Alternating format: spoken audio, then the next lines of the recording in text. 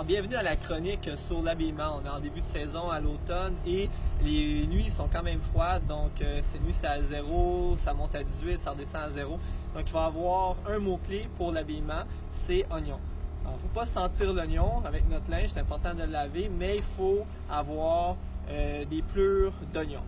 Donc, la première couche ici, si je vais en montagne, c'est un Gore-Tex, assez chaud, peu respirant, mais si je monte en montagne tôt le matin, c'est moins 10 degrés en haut, donc au moins je vais être confortable pour ma course avec ça, des ouvertures en dessous des aisselles pour que ça respire bien, des poches pour amener des trucs.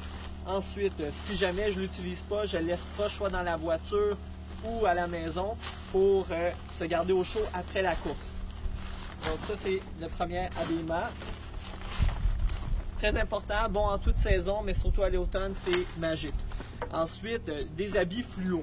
Donc là, j'avais un bas fluo si j'utilisais mon haut noir pour être vu soit sur la route ou en trail. Mais en route, le matin il fait noir, le soir il fait noir assez de bonne heure. Donc soyez visible ou ne courez pas tout simplement sur route, allez sur la piste cyclable ou en trail. Et fluo en trail, c'est important aussi présentement parce que c'est la chasse. Donc allez pas où il y a des chasseurs, mais prenez pas de chance et habillez-vous pour être visible. Une veste avec une petite poche pour mettre des manchons ou des gants si jamais il fait trop chaud. Je peux les ôter et les garder sans que ça me dérange. Des gants, vous êtes confortable, juste fait pour ça. Oui, vous essuyez avec et qui ne gardent pas l'humidité si vous accrochez après des arbres ou quoi que ce soit ou des roches si vous courez entre elles. Ensuite, une première couche du dry fit ou de la laine de Merino qui sèche rapidement et qui garde la chaleur même s'il est un petit peu mouillé. Ensuite, des shorts, des board shorts. Moi, j'ai mis des board shorts aujourd'hui pour essayer de prolonger l'été, mais également pour parce que ça sèche vite. C'est un tissu qui sèche assez rapidement, donc même s'il devient un peu mouillé, bien, je vais toujours être confortable avec. Ça va sécher assez rapidement. Sinon, vous pouvez porter des shorts normales de course. S'il fait encore trop chaud pour les leggings, donc on ne les met pas tout de suite, on va les porter assez longtemps cet hiver. Moi, j'ai mis pour le bas des bas de compression, juste pour le fait de ne pas s'égratigner avec des roches ou des branches dans la trail ou garder un petit peu la chaleur. Ça a d'autres bénéfices, mais les études ne prouvent pas que c'est significatif. Donc ici, je le porte juste pour le confort. J'ai sorti mes bons bas de laine, ma marque de commerce, les bas de laine. Si vous trouvez ça drôle, c'est correct. Mais c'est confortable. Et ça va, si vous parlez des bas en laine de Merino, en fait, ils vont pas garder l'humidité, ils vont sécher. Puis même s'ils sont mouillés, ils gardent la chaleur. Alors c'est important de prendre soin de vos pieds. Si vous avez deux choses à retenir de la chronique d'aujourd'hui, c'est premièrement de ne pas vous faire tuer sur le bord de la route ou dans la traite par un chasseur.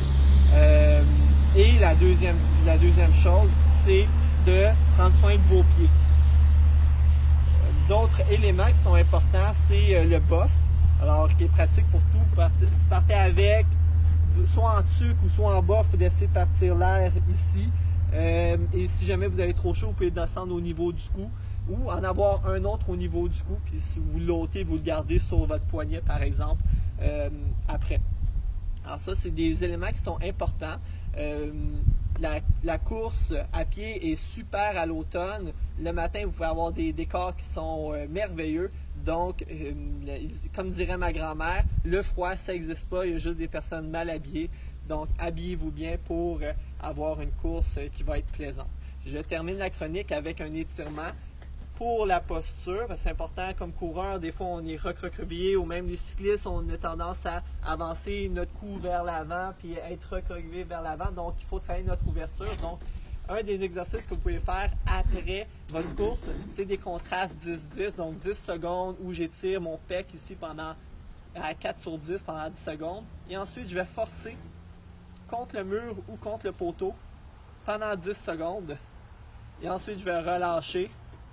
Je force à 7 sur 10 et je relâche pour retrouver un étirement de 4 sur 10. Pendant 10 secondes, je force encore 7 sur 10. Je fais ça 3 à 4 fois.